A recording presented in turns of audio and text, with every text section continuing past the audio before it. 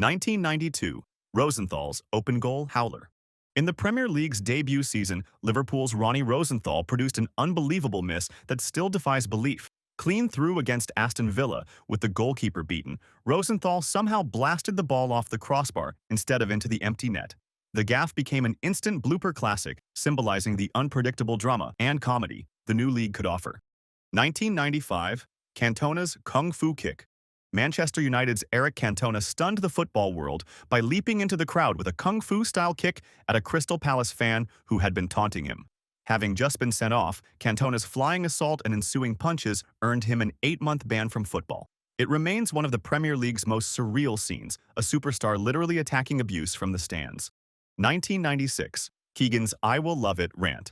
Under intense title race pressure from Alex Ferguson's Manchester United, Newcastle boss Kevin Keegan emotionally unraveled on live TV. After a hard-fought win late in the season, Keegan launched into a furious, high-pitched tirade, famously exclaiming, "I would love it if we beat them. Love it."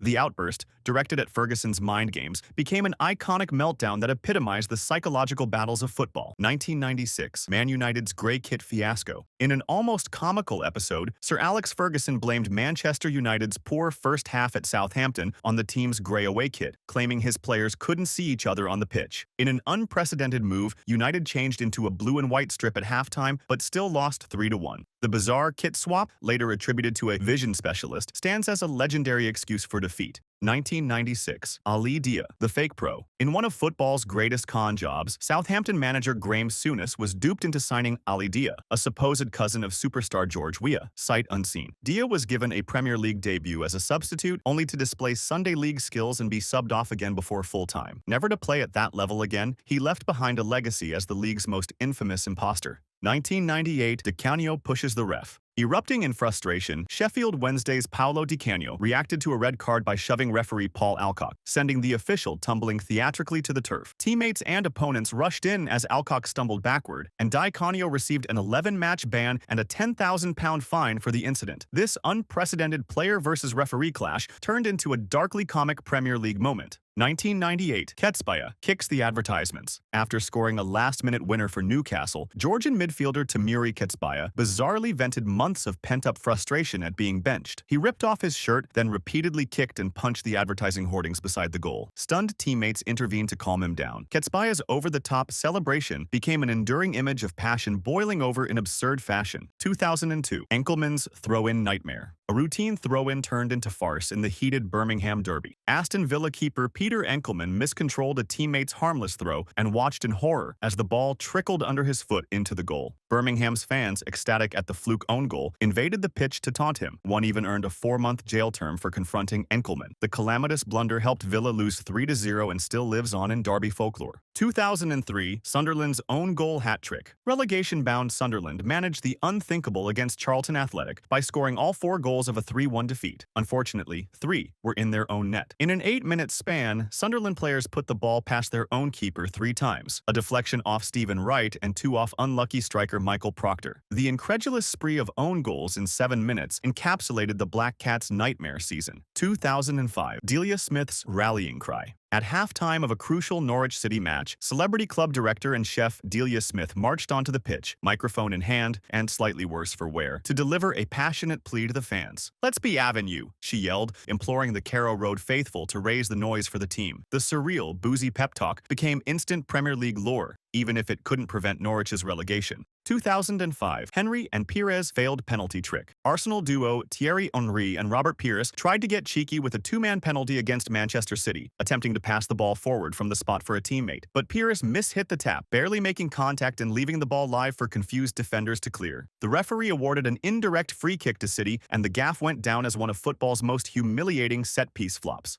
2005, teammates trade blows. Teammates Lee Bowyer and Kieran Dyer shocked St. James Park by brawling with each other during a 3-0 home loss. The pair had to be dragged apart by other players before the referee sent both off. Bowyer even left with a torn shirt, and the 2 midfielders later issued public apologies for their infamous bust-up. 2008 Phil Brown's on-pitch team talk. Hull City manager Phil Brown responded to a dismal first half, 4-0 down, against Manchester City by conducting his halftime team talk on the pitch in full view of the crowd. With his players seated on the field, Brown publicly berated them in a very unusual motivational stunt. Hull still lost 5-1, but the spectacle of a manager doling out a mid-game dressing down in public remains unforgettable. 2009, the beach ball goal. In one of football's strangest incidents, a beach ball thrown by a Liverpool fan became an unwitting extra player against Liverpool. At Sunderland, Darren Bent's shot struck the red inflatable in the box and deflected past a bewildered Pepe Reina. Amazingly, the goal was allowed to stand despite the obvious outside interference by the rogue beach ball. 2013, Odom Wingy's unauthorized road trip.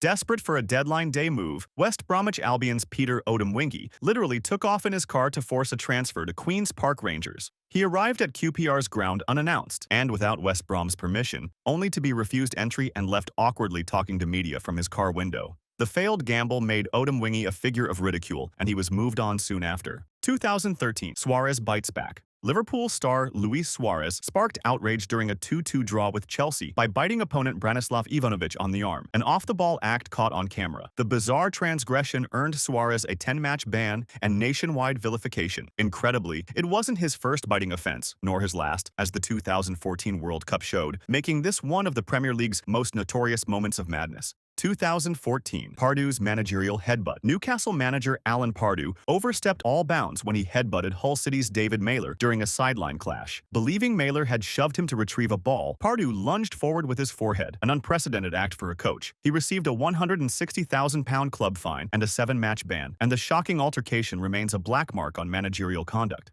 2014, the wrong player sent off. During Chelsea's 6-0 win over Arsenal in March 2014, referee Andre Mariner made a jaw-dropping blunder by expelling the wrong man. After Alex Oxlade-Chamberlain blatantly handled the shot on goal, Mariner mistakenly showed the red card to defender Kieran Gibbs instead, even as the real culprit tried to confess. The Premier League later apologized for the farcical case of mistaken identity. 2015, Pearson chokes his player. Leicester City boss Nigel Pearson added to his oddball legend by grappling with Crystal Palace's James McArthur on the touchline. After McArthur tumbled into Leicester's dugout, Pearson wrapped a hand around the midfielder's throat and held him by the shirt on the ground. He later insisted it was lighthearted, but the unsettling image, coming in a season where Pearson also insulted reporters, helped seal his reputation for bizarre behavior.